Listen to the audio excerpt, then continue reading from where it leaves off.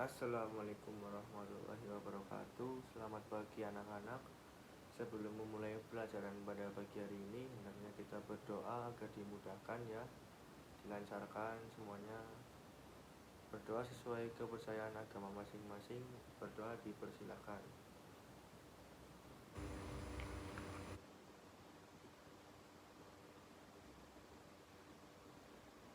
Selesai. Ya, pada pertemuan pagi hari ini saya menjelaskan sedikit tentang apa itu mesin bubut CNC. Ya, yang pertama itu akan saya jelaskan terlebih dahulu tentang pengertian mesin bubut CNC.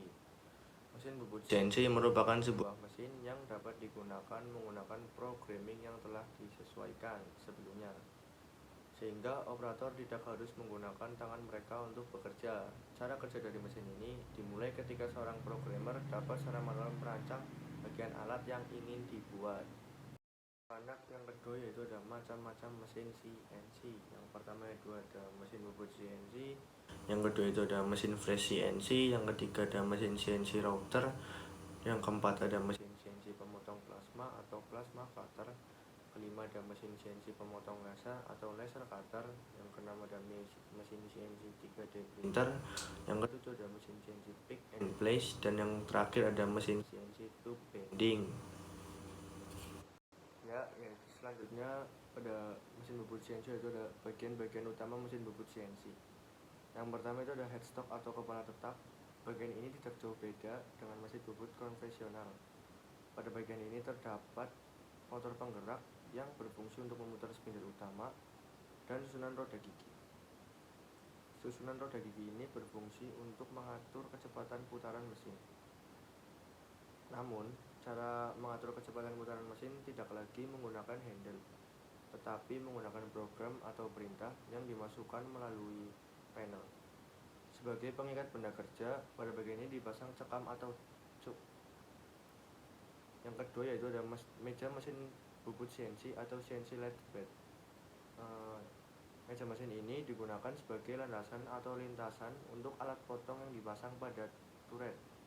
Umumnya dibuat dari bahan yang dikeraskan agar tidak mudah terkikis pada saat terkena gesekan. Ya, anak-anak yang ketiga itu ada cekam atau cuk. Cekam berfungsi untuk menjepit benda kerja yang akan diproses. Pencekaman benda kerja harus benar-benar kuat, sehingga hasil pengerjaan menjadi maksimal. Poin keempat ada kepala lepas atau tailstock. Bagian ini berfungsi sebagai pendukung cekam dalam pencekaman benda kerja, misalnya untuk benda kerja yang relatif panjang, sehingga gerakan atau putarannya menjadi lebih stabil. Selain itu, kekuatan pencekamannya juga lebih kuat. Posisi benda kerja tidak mudah bergeser, sehingga proses pemesinan ini dapat diselesaikan dengan lancar dan hasilnya juga maksimal ya anak-anak. Poin kelima yaitu ada tailstock wheel. Tailstock wheel ini berfungsi untuk memperkuat pencekaman dengan bantuan tekanan hidrolik atau pneumatik, karena ketika mendekatkan tailstock dengan benda kerja dan menempelkannya, itu hanya memposisikan ujung tailstock dengan benda kerjanya, sehingga membutuhkan tekanan dari tailstock wheel untuk memperkuat pencekaman. Ya, poin yang keenam itu ada pedal kaki atau foot switch atau foot pedals. Pedal kaki ini digunakan untuk mengatur cuk dan stand stop. Dengan pedal ini, kita dapat memasang dan melepas benda kerja dengan mudah ya. Bisa digunakan untuk membuka dan menutup cekam. Pedal ini juga berfungsi untuk memajukan dan memundurkan tailstock. Yang ketujuh ada panel control CNC atau CNC control panel. Panel control ini adalah otak dari mesin CNC ya. Semua program CNC dimasukkan melalui panel ini. Operator mesin mengendalikan seluruh mesin menggunakan tombol-tombol yang ada di panel ini, dimulai dari menyalakan mesin sampai selesainya pekerjaan. Dan poin yang terakhir ada tool turret. Berbeda dengan mesin bubut konvensional, peran tool post digantikan dengan tool turret. Alat potong yang dibutuhkan dipasang pada turret. Ada berbagai macam tool turret, baik itu menurut bentuk dan jumlah alat potong yang dapat dipasang. Selanjutnya adalah peralatan kerja mesin bubut CNC. Yang pertama yaitu ada cekam rahang 3, yang kedua ada cekam rahang 4, yang ketiga ada kunci cuk, dan keempat ada cekam kolet atau kolet cuk.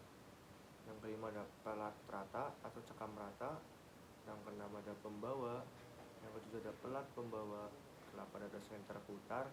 Ke-9 ada senter mati atau tak berputar. Yang ke-10 ada steady rest jalan atau penyangga jalan. Yang ke-11 ada steady rest tetap atau penyangga tetap. Ke-12 ada rumah pahat atau toolbox. Dan yang terakhir ada cekam bor atau drill cuk.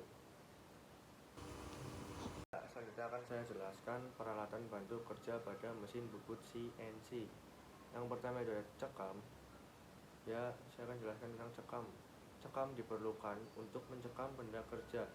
Cekam dipasang di kepala tetap mesin bubut. Yang kedua ada pahat atau alat potong. Pahat atau alat potong mesin bubut adalah suatu peralatan yang paling baku.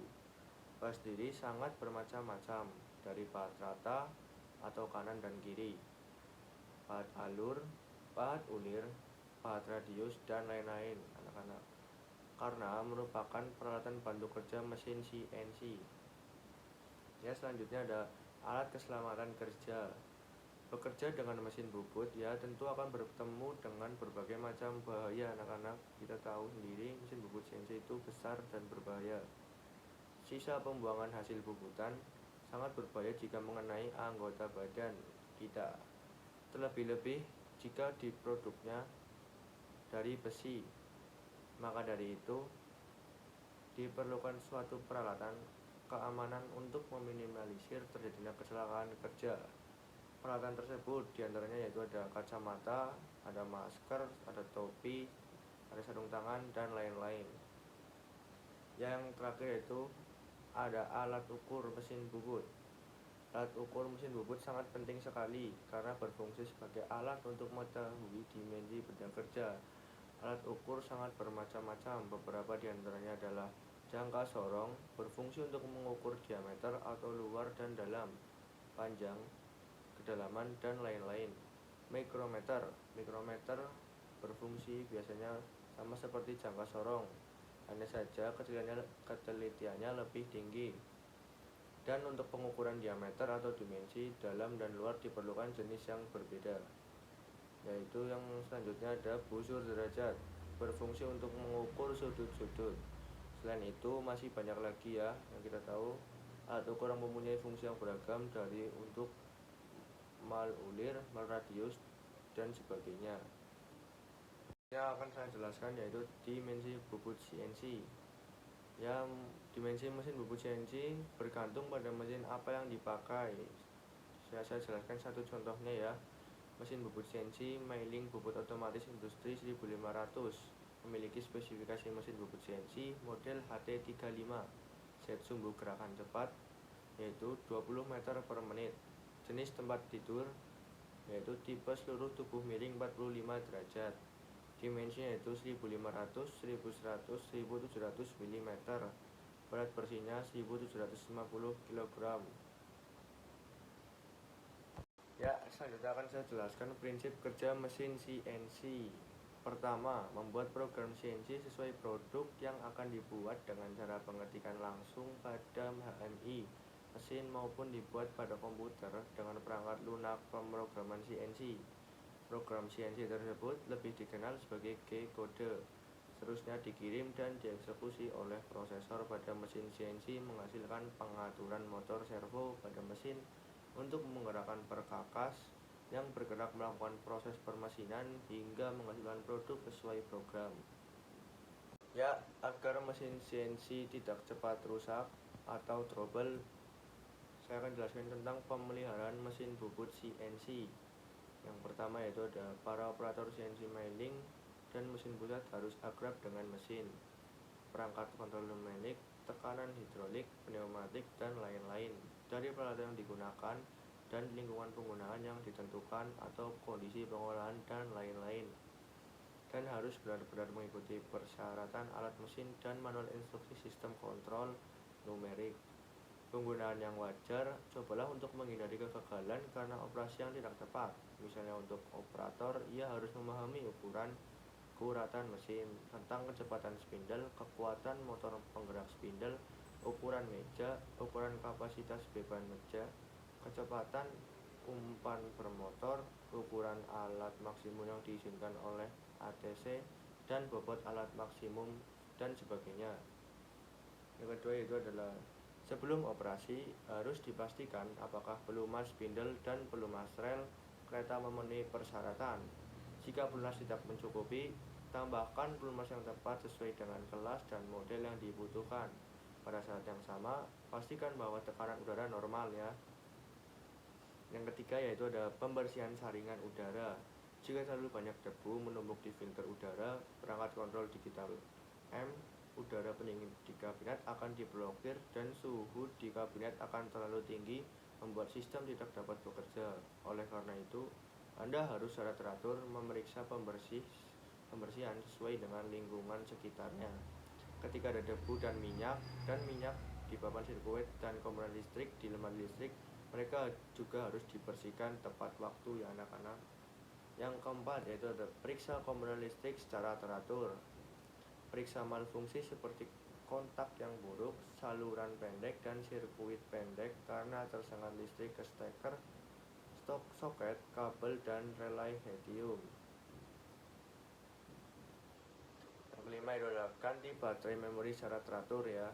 Bagian program parsial S-data dan parameter sistem ada di memori CMDS dari out unit control. Isi bit M saat ini dan ekonder pulsa absolut terpisah disimpan oleh baterai selama shutdown. Ketika tegangan baterai turun ke nilai tertentu, itu mungkin loss of parameters. Oleh karena itu anak-anak, itu periksa tegangan baterai secara teratur ya. Saat mengganti baterai itu harus dilakukan saat CNC dihidupkan. Dan yang terakhir ada pemeliharaan alat mesin CNC jangka panjang yang tidak digunakan. Ketika sistem CNC tidak digunakan untuk jangka waktu yang lama, sistem CNC harus selalu dihidupkan. Saat alat mesin dikunci, alat itu bisa dijalankan kosong. Di musim hujan, udara harus dinyalakan setiap hari. Dan komponen listrik itu sendiri harus digunakan untuk menghasilkan panas, untuk mengusir kelembaban di kabinet CNC, untuk memastikan kinerja komponen elektronik yang stabil dan andal. Baik, sekian materi dari saya. Apakah ada yang ingin bertanya? Pak, izin bertanya. Ya, silakan Mas. Mengapa mesin press CNC harus dilakukan pengaktifan pada titik referensi? Ya, pertanyaan bagus ya. Baik, saya akan menjawabnya.